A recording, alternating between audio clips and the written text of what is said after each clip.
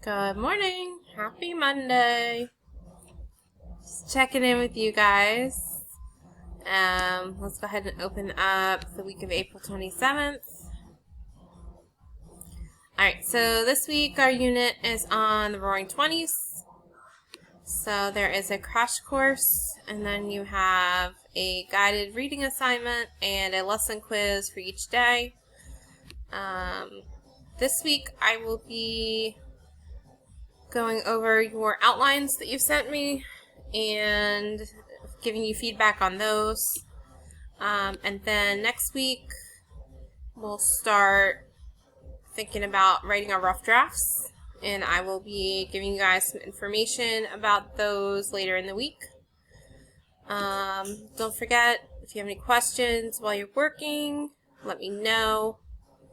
And that's pretty much it. Easy week. Thank you to everybody that sent in their work last week. I'll be working on getting that graded and back to you soon.